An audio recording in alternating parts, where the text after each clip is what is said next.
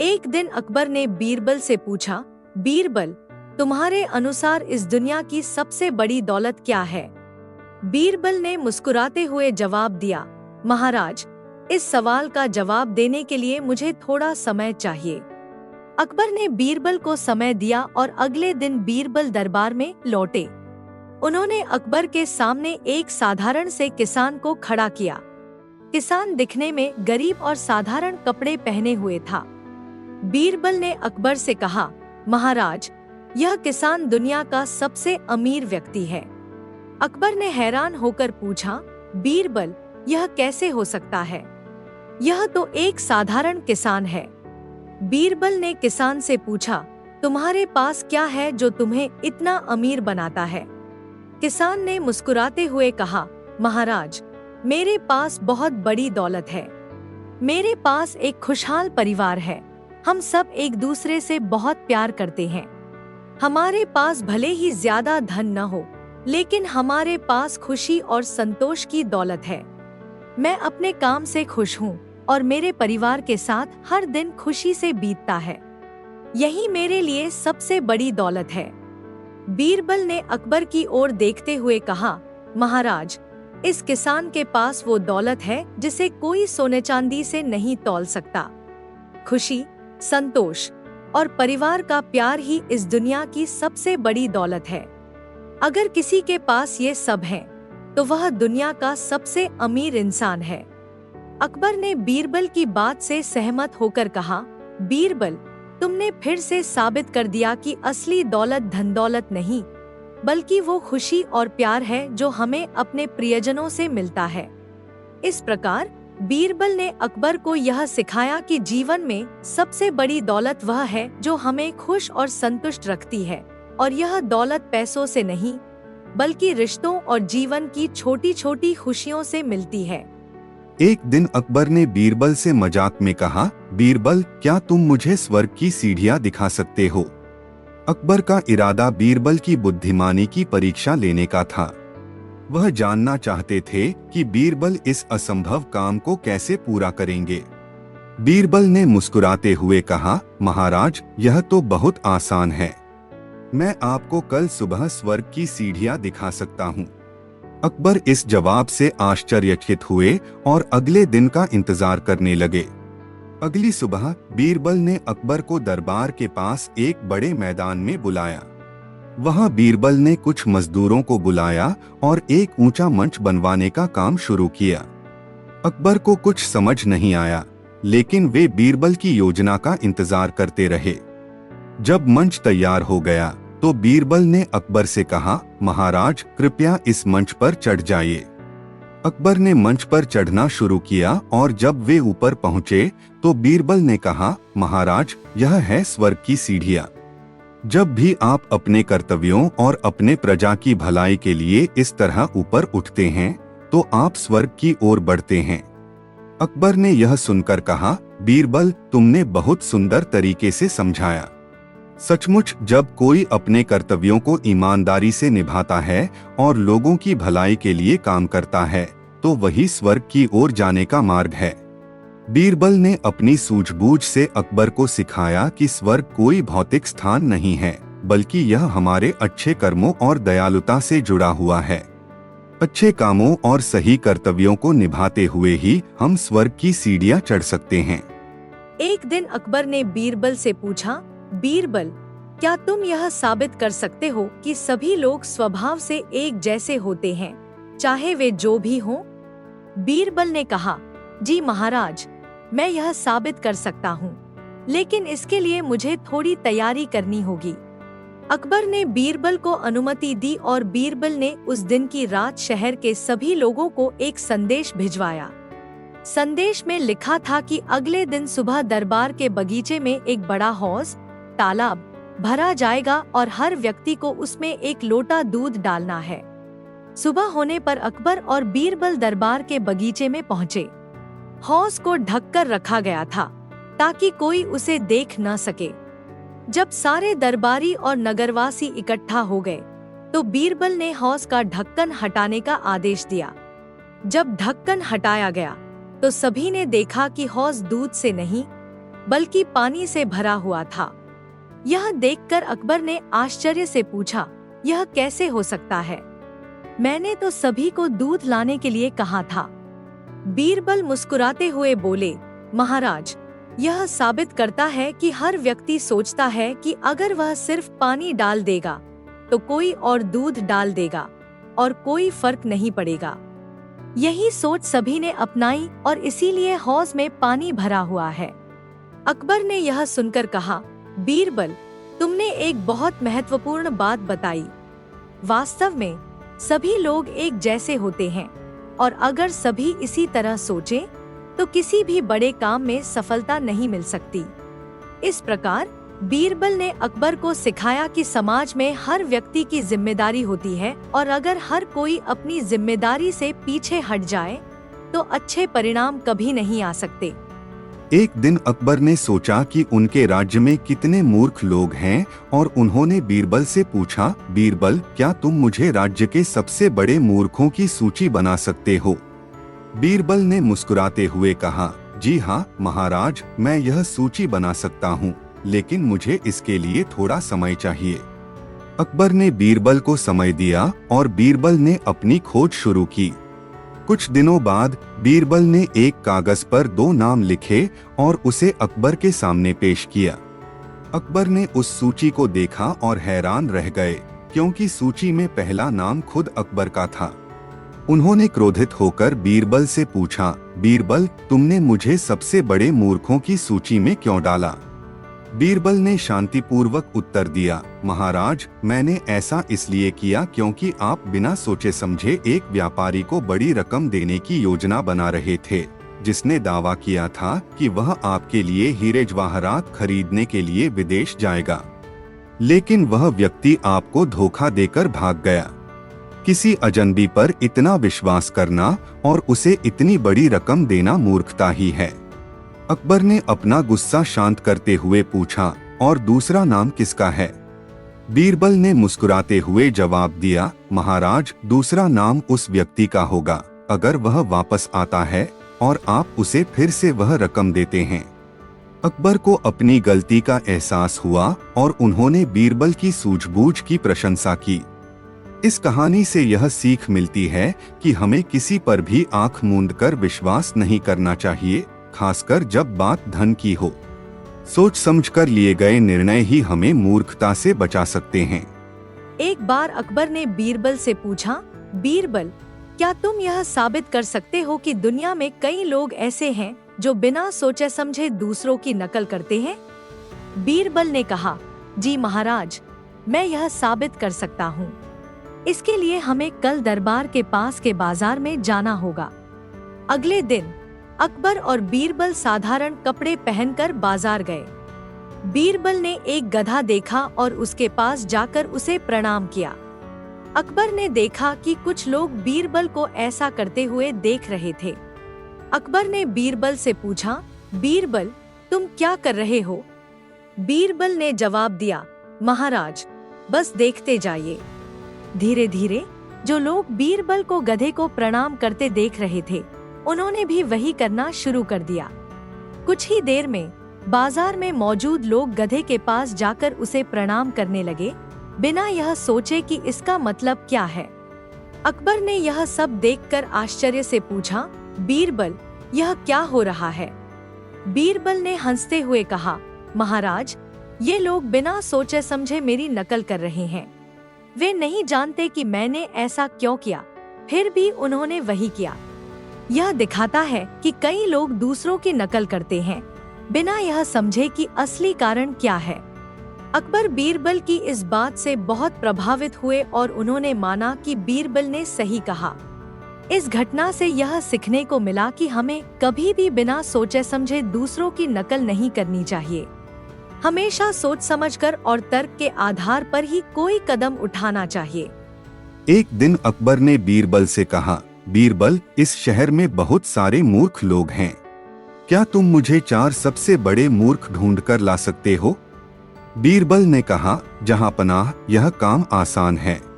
मैं जल्द ही 4 मूर्ख आपके सामने पेश करूंगा। बीरबल शहर में निकल पड़ा। कुछ ही देर में उसे एक आदमी मिला जो अपनी पीठ पर एक बोरी अनाज लादे हुए था। वह आदमी किसी दुकान के पास खड़ा होकर जोर जोर से चिल्ला रहा था, कौन है जो इस बोरी को मेरे सिर पर रख दे, मैं खुद नहीं उठा सकता। बीरबल ने देखा कि वह आदमी पहले ही बोरी अपनी पीठ पर लादे हुए था, फिर भी दूसरों से मदद मांग रहा था। बीरबल ने उसे पहला मूर्ख घोषित किया और उसे अपने साथ चलने को कहा। आगे बढ़ते हुए बीरबल को एक और आदमी मिला जो कुएं में एक रस्सी डालकर बाल्टी खींचने की कोशिश कर रहा था। जब बीरबल ने करीब जाकर देखा तो पाया कि रस्सी के दूसरी तरफ कोई बाल्टी ही नहीं थी। वह आदमी बिना बाल्टी के ही पानी खींचने की कोशिश कर रहा था। बीरबल ने उसे दूसरा मूर्ख घोषित किया। बीरबल और आगे बढ़ा। उसे एक और आदमी मिला जो अपने घर का दरवाजा बंद करके चाबी को अंदर छोड़कर दरवाजे के बाहर ताला लगाने की कोशिश कर रहा था। बीरबल ने उसे तीसरा मूर्ख घोषित कर दिया। बीरबल 3 मूर्खों को लेकर दरबार पहुंचा। अकबर ने कहा, तुमने तो 3 मूर्ख ही ढूंढे हैं, चौथा मूर्ख कौन है? बीरबल ने मुस्कुराते हुए कहा, जहां पनाह, चौथा मूर्ख तो मैं हूँ जो इन 3 मूर्खों को यहाँ तक लेकर आया हूँ। अकबर और दरबार के सभी लोग बीरबल की इस चतुराई और मजाकिया अंदाज पर जोर जोर से हंस पड़े। इस कहानी से यह सीख मिलती है कि हमें जीवन को हल्के फुल्के अंदाज में लेना चाहिए और खुद पर भी हंसना आना चाहिए। बीरबल की बुद्धिमानी और हाजिर जवाबी हमेशा से ही हमें सीखने और मुस्कुराने का मौका देती है। एक बार एक विद्वान अकबर के दरबार में आया। उसने दावा किया कि वह बहुत बुद्धिमान है और बीरबल को चुनौती देना चाहता है। अकबर ने उसकी चुनौती स्वीकार की और बीरबल को बुलाया। विद्वान ने बीरबल से कहा, अगर तुम मेरे 3 सवालों का सही जवाब दे दो तो मैं मान लूंगा कि तुम सबसे बुद्धिमान हो, लेकिन अगर तुम जवाब नहीं दे सके तो तुम्हें मानना होगा कि मैं तुमसे अधिक बुद्धिमान हूँ। अकबर ने यह शर्त मान ली और विद्वान ने अपने सवाल पूछने शुरू किए। पहला सवाल, इस दुनिया में सबसे दूर क्या है? बीरबल ने बिना झिझके जवाब दिया, जहां पनाह, इस दुनिया में सबसे दूर भूतकाल है। आप चाहे जितनी कोशिश कर लें, आप कभी भी भूतकाल में वापस नहीं जा सकते। विद्वान ने अगला सवाल पूछा। दूसरा सवाल, इस दुनिया में सबसे भारी क्या है? बीरबल ने कहा, जहां पनाह, सबसे भारी जिम्मेदारी है। चाहे इंसान कितना भी ताकतवर क्यों न हो, अगर उसके ऊपर जिम्मेदारी का बोझ हो तो उसे संभालना मुश्किल हो जाता है। विद्वान थोड़ा चिंतित हुआ, लेकिन उसने अपना तीसरा सवाल पूछा। तीसरा सवाल, इस दुनिया में सबसे हल्का क्या है? बीरबल ने मुस्कुराते हुए कहा, जहां पनाह, सबसे हल्का फालतू बातें हैं। लोग बिना सोचे समझे कुछ भी बोल देते हैं और इसका कोई वजन नहीं होता। विद्वान बीरबल के जवाबों से पूरी तरह चकित हो गया। उसने माना कि बीरबल वाकई बहुत बुद्धिमान है और उसने हार स्वीकार कर ली। अकबर ने बीरबल की तारीफ की और कहा, बीरबल, तुम्हारी बुद्धिमानी ने एक बार फिर साबित कर दिया कि कोई भी तुम्हारे मुकाबले नहीं कर सकता। इस कहानी से यह सीख मिलती है कि जीवन की सबसे कठिन चीजें अक्सर हमारी सोच और समझ पर निर्भर करती हैं। सही दृष्टिकोण से हम किसी भी चुनौती का समाधान ढूंढ सकते हैं। एक बार अकबर ने अपने दरबार में सभी दरबारियों से पूछा, दुनिया की सबसे अनमोल चीज क्या है? दरबारी तरह तरह के जवाब देने लगे। किसी ने कहा सोना सबसे अनमोल है, तो किसी ने कहा हीरे और जवाहरात, एक अन्य दरबारी ने कहा ज्ञान सबसे अनमोल है। अकबर ने बीरबल की तरफ देखा और कहा, बीरबल, तुम क्या सोचते हो? तुम्हारे हिसाब से दुनिया की सबसे अनमोल चीज क्या है? बीरबल ने बिना देरी किए कहा, जहां पनाह, दुनिया की सबसे अनमोल चीज समय है। अकबर ने पूछा, समय कैसे सबसे अनमोल हो सकता है? बीरबल ने समझाते हुए कहा, जहां पनाह, सोना, चांदी, हीरे या ज्ञान, यह सब आप समय के साथ पा सकते हैं, लेकिन एक बार जो समय बीत जाता है उसे आप चाहकर भी वापस नहीं ला सकते। इसलिए समय सबसे अनमोल है। अकबर को बीरबल की बात समझ आ गई और उन्होंने कहा, सच में बीरबल, तुमने फिर से साबित कर दिया कि बुद्धिमानी समय की कदर करने में है। इस कहानी से यह सीख मिलती है कि समय ही सबसे बड़ी दौलत है। इसे सही तरीके से उपयोग करना ही सच्ची समझदारी है। एक बार अकबर के दरबार में एक व्यापारी आया और उसने शिकायत की कि उसका बहुत सारा धन खो गया है। उसने बताया कि वह अपनी सारी संपत्ति लेकर यात्रा कर रहा था, लेकिन रास्ते में उसे लूट लिया गया। उसने कहा कि उसने सभी को पूरी ईमानदारी से बताया, लेकिन किसी ने उसकी मदद नहीं की। अकबर ने बीरबल को इस मामले की जांच करने का आदेश दिया। बीरबल ने उस व्यापारी से कहा, तुम मुझे पूरी सच्चाई बताओ और मैं तुम्हारी मदद जरूर करूंगा। व्यापारी ने कहा, मैं सच कह रहा हूँ, मुझे रास्ते में लूट लिया गया। बीरबल ने सोचा कि कुछ गड़बड़ है। उसने व्यापारी से कहा, ठीक है, तुम कल दरबार में आना, मैं तुम्हारी समस्या का हल निकालूंगा। अगले दिन बीरबल ने दरबार में सभी को इकट्ठा किया और कहा, मैं जानता हूँ कि इस व्यापारी के साथ क्या हुआ है। सब हैरान हो गए। बीरबल ने कहा, यह व्यापारी आधा सच बोल रहा है। इसका मतलब है कि उसने अपनी संपत्ति का कुछ हिस्सा कहीं छिपा रखा है और बाकी को किसी बहाने से लूट का नाम दे रहा है। व्यापारी ने घबरा कर कहा, नहीं, यह झूठ है। बीरबल ने मुस्कुराते हुए कहा, अगर तुम सच कह रहे हो तो तुमने अपनी संपत्ति का विवरण कहाँ दिया है? अगर वह लूटी गई है तो तुम उसके सारे सबूत क्यों नहीं दिखा रहे? व्यापारी ने जब देखा कि वह पकड़ा गया है तो उसने स्वीकार किया कि उसने अपनी आधी संपत्ति किसी सुरक्षित जगह पर छिपा दी थी और बाकी का हिस्सा लूट का दिखाकर वह अकबर से मुआवजा लेने की कोशिश कर रहा था। अकबर ने व्यापारी को सजा सुनाई और बीरबल की बुद्धिमत्ता की तारीफ की। इस कहानी से यह सीख मिलती है कि झूठ और फरेब चाहे कितना भी चतुराई से किया जाए, सच्चाई हमेशा सामने आ जाती है। ईमानदारी से ही जीवन में सफलता मिलती है। एक बार अकबर के दरबार में एक मामला आया। दो पड़ोसियों के बीच झगड़ा हो गया था। एक पड़ोसी ने दूसरे पर आरोप लगाया कि उसने उसकी जमीन में घुसकर पेड़ से फल चुरा लिए।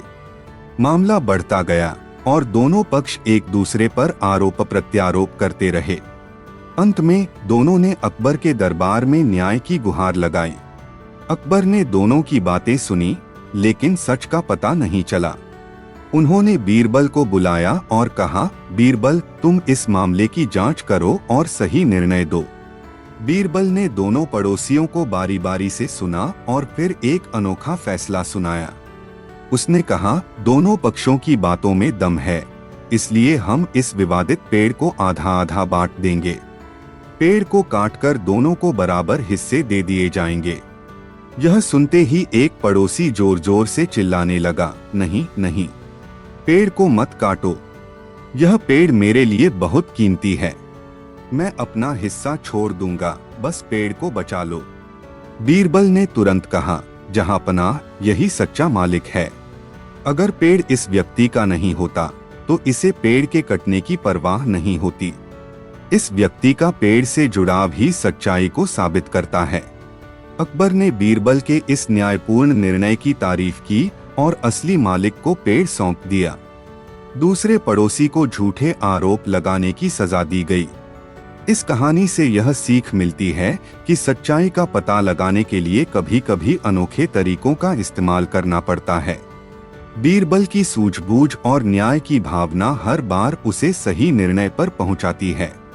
एक दिन अकबर के दरबार में चर्चा चल रही थी कि इंसान की सबसे बड़ी ताकत क्या होती है।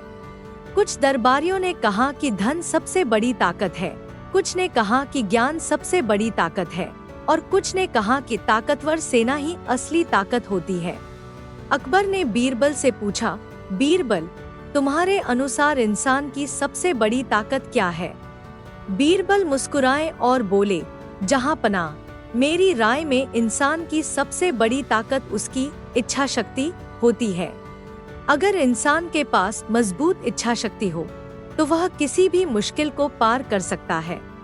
अकबर ने बीरबल की बात पर शक किया और कहा, क्या इच्छा शक्ति सच में इतनी ताकतवर होती है? इसका कोई प्रमाण दो। बीरबल ने एक योजना बनाई। अगले दिन उन्होंने दरबार में एक गरीब लकड़हारे को बुलाया जो बहुत ही कमजोर और गरीब दिख रहा था। बीरबल ने उसे अकबर के सामने खड़ा किया और कहा, यह आदमी इतना कमजोर है कि शायद मुश्किल से एक भारी लकड़ी उठा सके, लेकिन अगर इसे सही प्रेरणा दी जाए तो यह पहाड़ भी हिला सकता है। अकबर ने इसे साबित करने की चुनौती दी। बीरबल ने उस लकड़हारे से कहा, अगर तुम इस बड़े पत्थर को दरबार के बाहर धकेल दोगे तो तुम्हें सोने के सिक्के मिलेंगे। सोने के लालच में लकड़हारे ने अपनी सारी ताकत लगाई और आखिरकार पत्थर को बाहर धकेल दिया। सभी दरबारी हैरान रह गए कि इतना कमजोर आदमी इतनी भारी चीज को कैसे हिला सकता है। बीरबल ने अकबर की ओर देखते हुए कहा, जहां पनाह, यही इच्छा शक्ति की ताकत है। जब इंसान के पास मजबूत इच्छा शक्ति होती है तो वह असंभव को भी संभव बना सकता है। अकबर ने बीरबल की बात मान ली और उसे शाबाशी दी। इस कहानी से यह सीख मिलती है कि इच्छा शक्ति इंसान की सबसे बड़ी ताकत होती है। अगर हमारी इच्छा शक्ति मजबूत हो तो हम किसी भी बाधा को पार कर सकते हैं।